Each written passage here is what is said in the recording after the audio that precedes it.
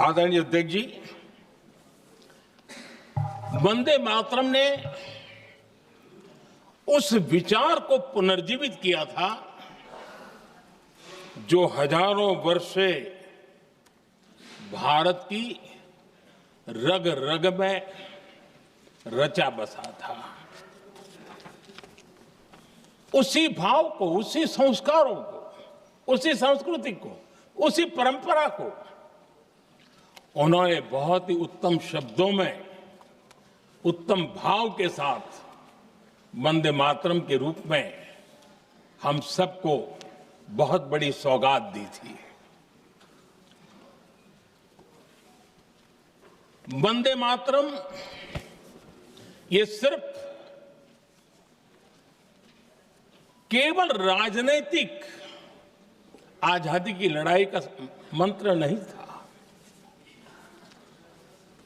सिर्फ हम अंग्रेज जाए और हम खड़े हो जाएं, अपने राह पर चले, इतने मात्र तक वंदे मातरम प्रेरित नहीं करता था, उससे कहीं आगे था।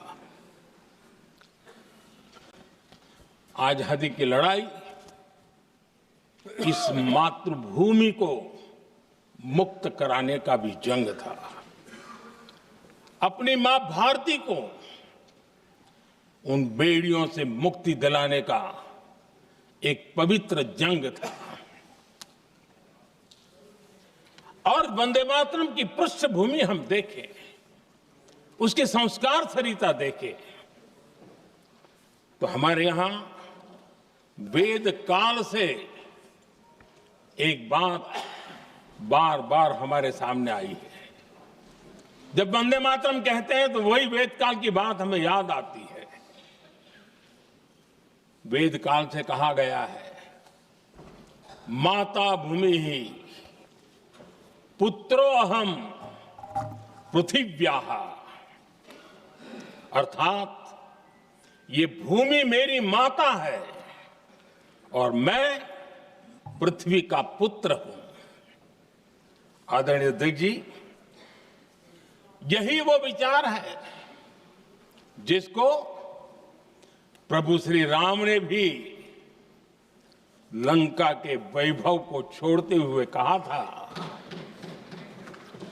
जननी जन्मभूमिश्च स्वर्गादपि गरीयसी।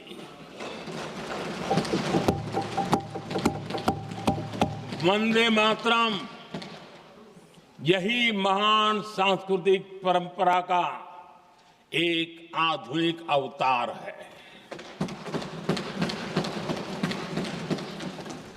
आदरणीय अध्यक्ष जी, बंकिम दा ने जब वंदे मातरम की रचना की तो स्वाभाविक ही वो स्वतंत्रता आंदोलन का स्वर बन गया।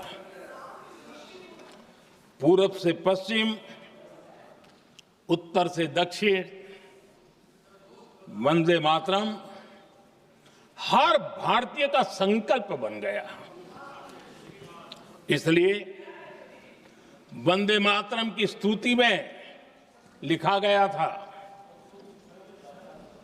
मातृभूमि स्वतंत्रता की वेदिका पर मदोमय, मातृभूमि स्वतंत्रता की वेदिका पर मोदमय, स्वार्थ का बलिदान है यह शब्द है वंदे मातरम।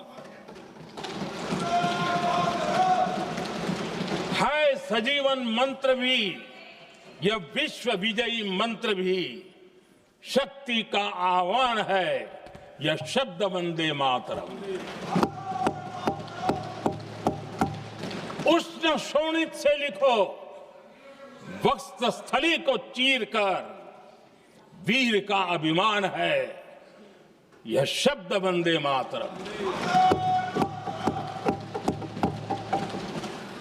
आदरणीय अध्यक्ष जी, कुछ दिन पूर्व जब वंदे मातरम 150 का आरंभ हो रहा था तो मैंने उस आयोजन में कहा था,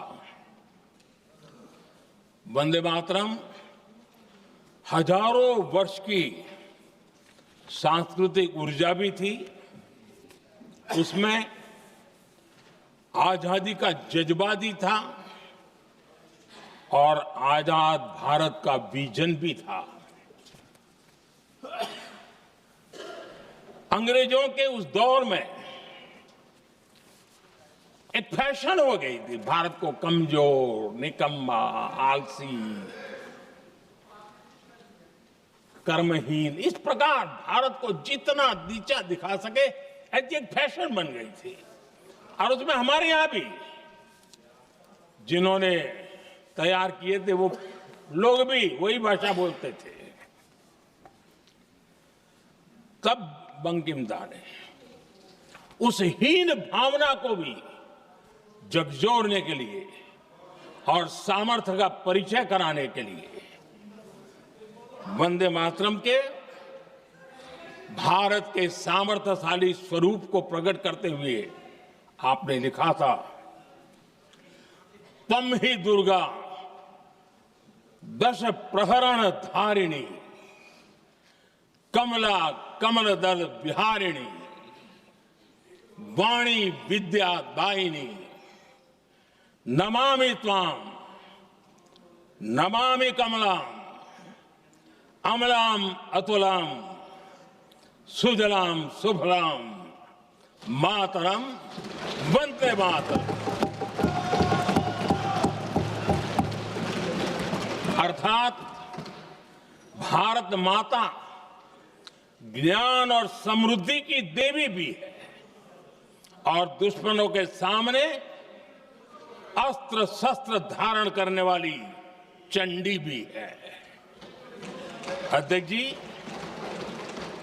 ये शब्द, ये भाव, ये प्रेरणा गुलामी की हताशा में हम भारतीयों को हौसला देने वाले थे। इन वाक्यों ने तब करोड़ों देशवासियों को यह एहसास कराया कि लड़ाई किसी जमीन के टुकड़े के लिए नहीं है। ये लड़ाई सिर्फ सत्ता के सिंहासन को कब्जा करने के लिए नहीं है। ये गुलामी की बेड़ियों को मुक्त कर हजारों साल की महान जो परंपराएं थी, महान संस्कृति, जो गौरवपूर्ण इतिहास था, उसको फिर से पुनर्जन्म कराने का संकल्प इसमें था।